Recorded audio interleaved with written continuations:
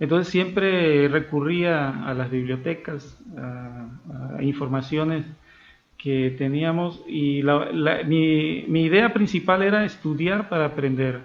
Entonces yo siempre tenía ese enfoque, siempre decía yo, eso me va a servir y tuve la fortuna también de contactar personas ya en el área activas que ya estaban trabajando y me decían, no, pues aprende generadores, aprende a hacer estimaciones, aprende a calcular cuestiones de volúmenes de tierra. Entonces te iban dando tips y aprende AutoCAD, ¿no? Porque nosotros empezamos con el AutoCAD la 14, la 9, la 10, la 14. Entonces fuimos dándole prioridad, le fui dando prioridad a ciertas actividades que una vez que salías de la institución era lo que te iban a pedir. Entonces cuando llegué, ¿sabes dibujar AutoCAD? No, pues sí, sí me sé algunos comandos, ¿no? Porque todo era por comandos. Sí. Entonces, bueno, ¿sabes hacer precios unitarios? Pues sí, sé usar el Opus y el H2, un programa que la verdad muy muy interesante y desafortunadamente no se sigue ocupando, pero en ese tiempo eran las herramientas. Entonces, ok, perfecto, entonces quédate aquí. Y surgió una necesidad, oye, mira Sí, que necesitamos que nos apoye ya directamente en la obra, ya no tienes que hacer precio, ya no tienes que dibujar, ya vete, no. vete a la obra, ¿no? Apóyanos ahí para la supervisión de algún arenero, de alguna banqueta, de algún kiosco. Entonces sí, pudimos tratar generar un ambiente de trabajo colaborativo. Yo le llamo colaborativo, llego a Claro. colaborar, llego a aportar. O sea, si yo llego a un lugar a esperar que me digan qué voy a hacer, cómo lo voy a hacer, y aquí está esto, aquí, entonces como que uno se va, Abriendo las puertas solito, ¿no? exactamente, entonces se necesita uno ir, como dice, tocar puerta para que te puedan ir dando más responsabilidades, pero si no logras hacer esa sinergia, pues sencillamente, pues hasta donde llegaste, hasta ahí vas a quedar, porque nadie va a arriesgar una actividad o una responsabilidad a alguien que no demuestra iniciativa, ¿no? Así es. De hecho, ahorita con todo esto me estás haciendo recordar algunas experiencias pues, de hace algunos años.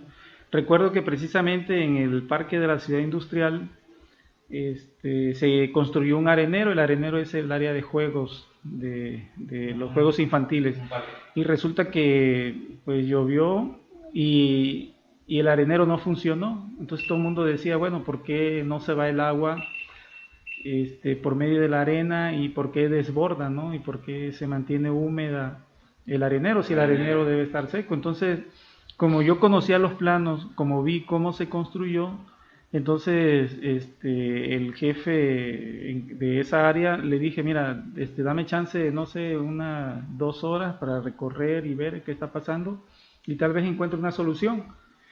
Y sí, el arenero tiene 3 líneas de tubos perforados y esas 3 líneas de tubos perforados llegan a un registro y ese registro lleva una línea de tubo no perforado y que va a conectarse a la red municipal.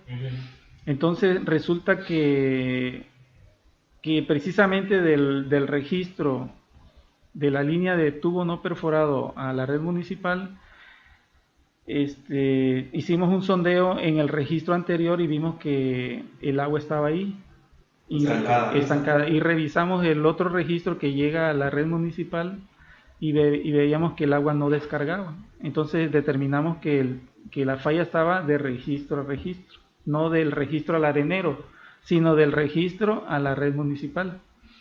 Entonces dijimos, bueno, pues puede ser que el tubo esté Tapado. tapado, esté obstruido. Entonces, bueno, ¿cómo le hacemos? Pues vamos a meter una varilla y hasta donde se detenga la varilla, ahí puede ser el tapón. Y sí, metimos la varilla, una varilla de 3 octavos, la empezamos a meter y como a los 3 metros se detuvo. Entonces determinamos que ahí estaba el tapón. Entonces dijimos, bueno, si es un tapón leve, vamos a darle, meterle presión, pero no destapó. Entonces decidimos hacer la excavación ahí a 3 metros. Y resulta que el tubo estaba chupado, era un tubo de PVC Ajá. de 6 pulgadas y estaba chupado. Pasó quizás un equipo ahí y lo dejó aplastado. como se empezó a aplastar, la misma arena lo empezó a, como quedó aplastado, se asolvó. Entonces prácticamente ya se generó un tapo. Y como siguieron compactando, lo terminaron de aplastar el tubo. Ya prácticamente quedó obstruido. Y sí pasaba el agua, pero mínimo, ¿no? Ok, dijimos, bueno, excavamos, hacemos el corte, hacemos un cople, ahí hechizo con la misma tubería y se reparó. Entonces fueron una de las cosas que quizás el ser ingeniero sea eso, ¿no? Ver qué está pasando y buscar una solución quizás económica, ¿no? Porque muchos decían, no, pues hay que volver a sacar la arena, hay que volver a meter los tubos. Entonces, afortunadamente dedujimos ese problema y creo que eso nos permite a nosotros quizás ganarnos el nombre de ingenieros, ¿no? La confianza, de decir, bueno, el ingeniero vino y lo corrigió, ¿no? No se trata de ser superior a nadie, sino simplemente de aplicar ciertos conocimientos o habilidades que tenemos. Y eso fue en la etapa de como residente y eso quizás nos permitió y nos abrió la puerta para mantener continuidad en el trabajo, ¿no?